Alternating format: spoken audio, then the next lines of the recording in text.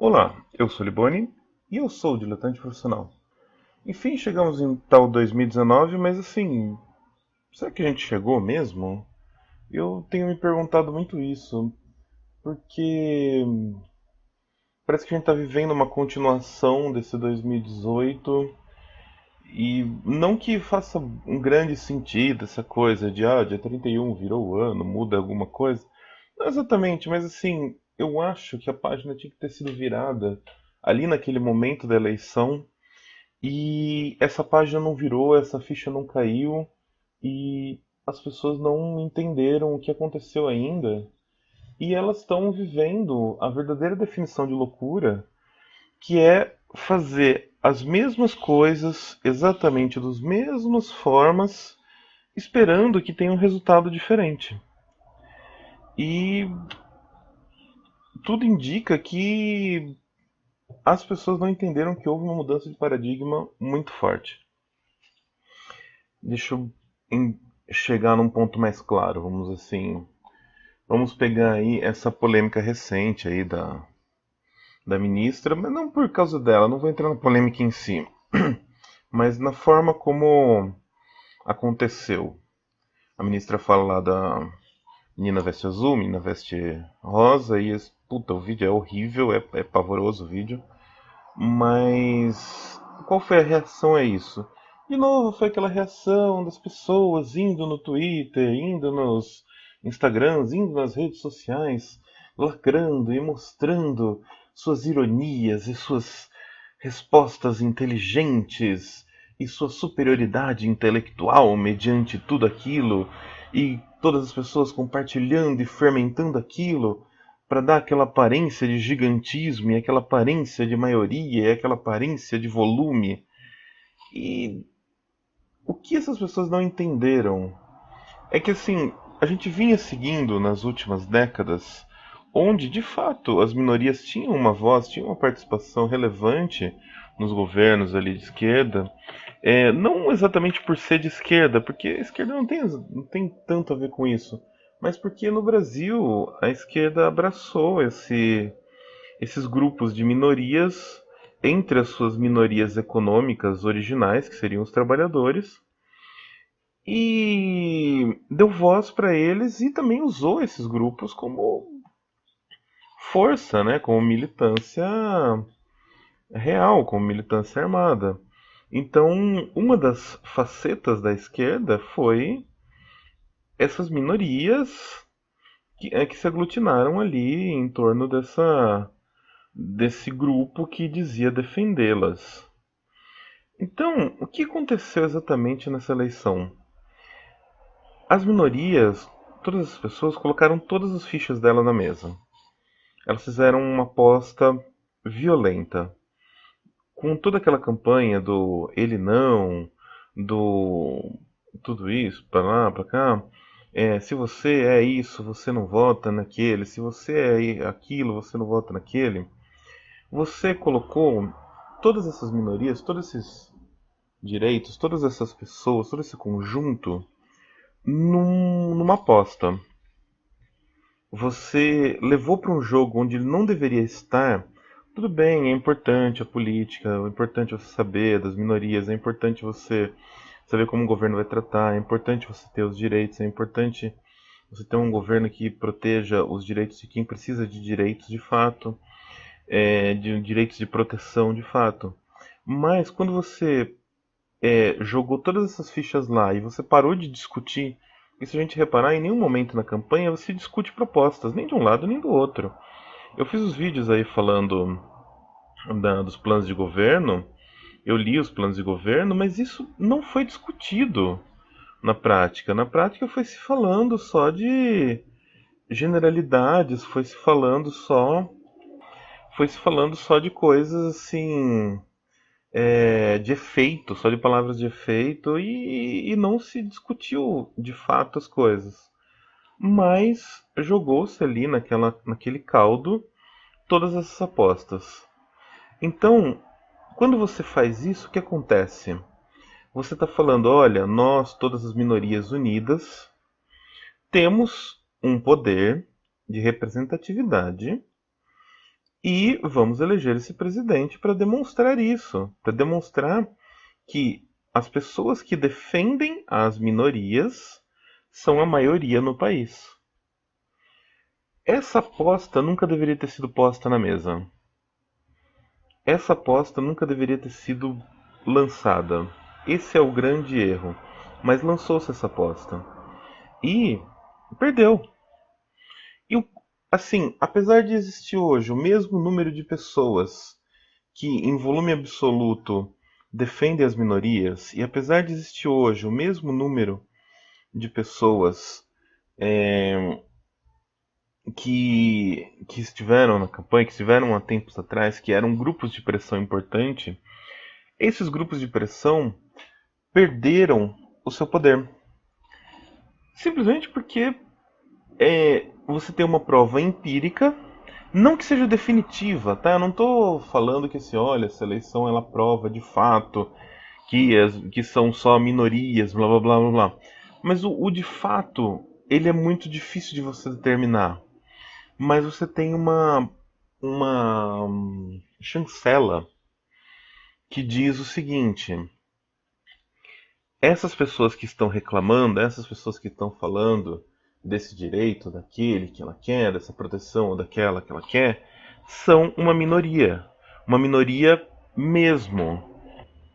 Mesmo todas juntas, mesmo juntas com aqueles que não pertencem à minoria, mas que defendem ela, eles são numericamente menores do que o restante do país que optou por um caminho que não é esse, que não é que optou por um caminho onde você chama a proteção à minoria de privilégio. Então, você tem uma mudança de contexto muito forte. E é isso que as pessoas têm que entender. Quando você entra em qualquer polêmica, e esse governo vai oferecer polêmicas assim, sem fim, toda semana.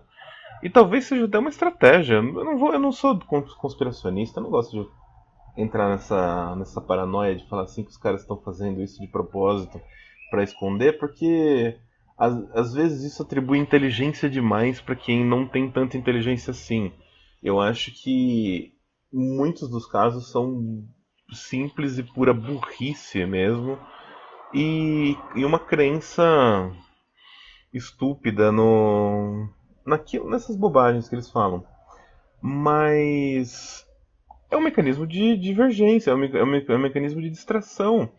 Enquanto você está aí se preocupando com o que essa ministra meio louca fala, e tudo bem, ela é importante, ela não tem um ministério, ela deveria estar protegendo pessoas, ela não vai fazer isso, e blá blá blá blá. Mas tudo bem, enquanto você estiver se preocupando com isso, coisas maiores vão estar acontecendo coisas maiores e piores. Então a gente também tem que estar ligado meio nisso. É, o que eu acho, o que eu entendo, o que eu imagino, a partir de agora, esse modelo de falou-se uma coisa e tenta-se minar essa coisa através da ironia, através do humor sagaz, através das charges, através do discursinho, através das coisas, vai ser cada vez mais minimizado, vai ser cada vez mais taxado como o mimimi, como a coisa de minoria que não tem poder nenhum, que não interessa. E isso é um problema. Se esses grupos de pressão, se esses lados que antes estavam nesse guarda-chuva da esquerda, não se reencontrarem, não se reinventarem e não acharem um novo caminho de defesa, seja ele jurídico, seja ele físico, seja ele qual for,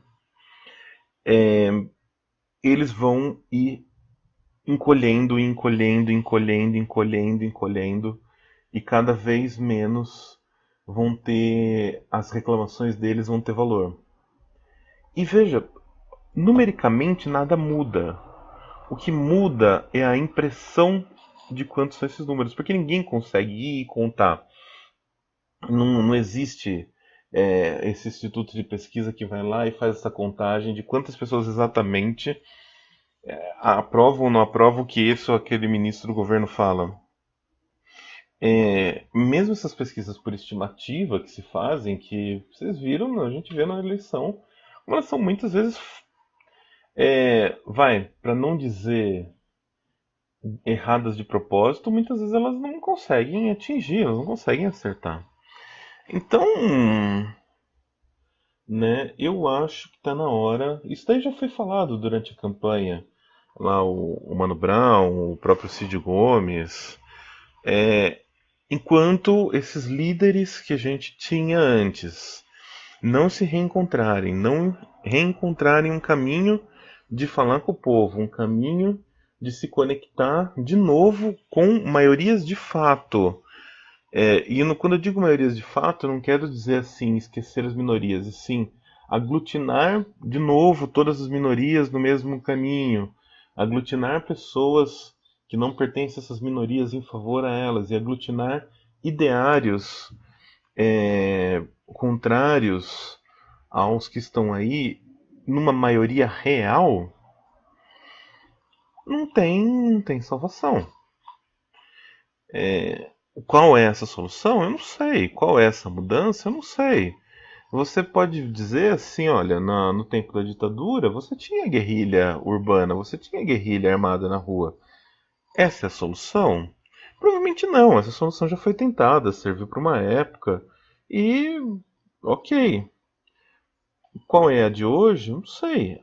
Quando você teve lá as chamadas jornadas de junho, os não é pelo 20 centavos, quando você teve toda aquela disputa que começou no movimento Passe Livre, que começou a fervilhar várias coisas, aquilo foi um momento diferente, aquilo foi um ponto de divergência, aquilo foi um ponto onde extrapolou esse ambiente de ironiazinhas intelectuais sem sentido e demonstrou um poder real. Infelizmente, esse poder real, na hora de ir para a eleição, não se consolidou. Na eleição imediatamente depois, aquele conjunto elegeu-se basicamente os mesmos deputados, os mesmos senadores, os mesmos bandidos que a gente sempre teve. E foi a eleição que colocou a Dilma com o Temer.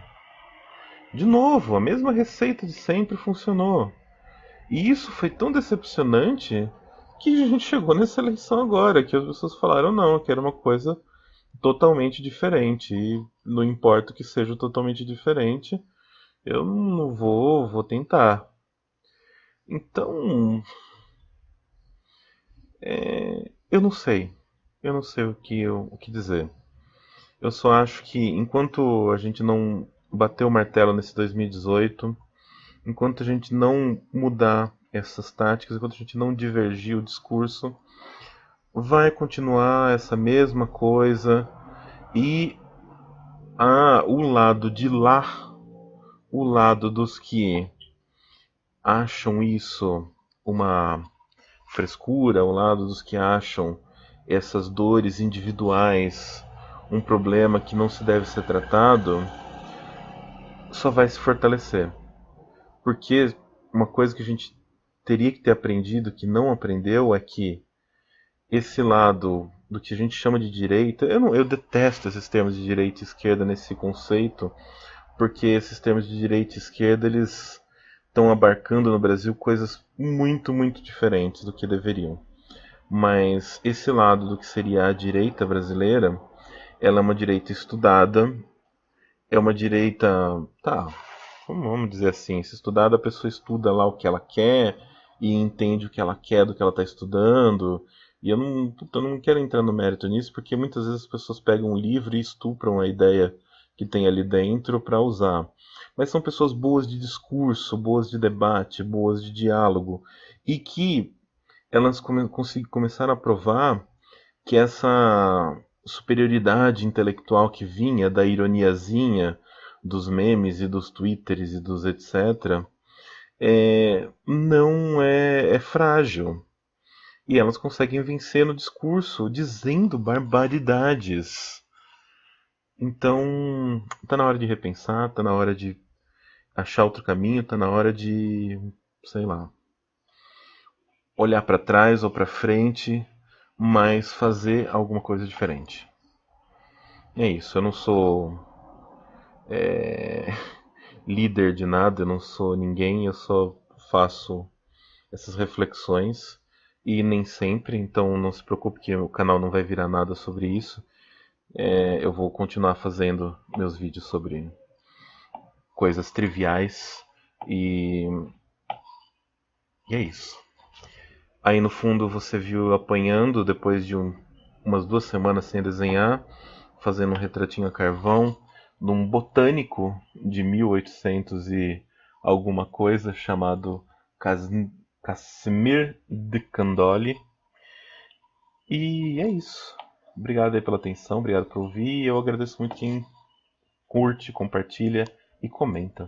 Falou!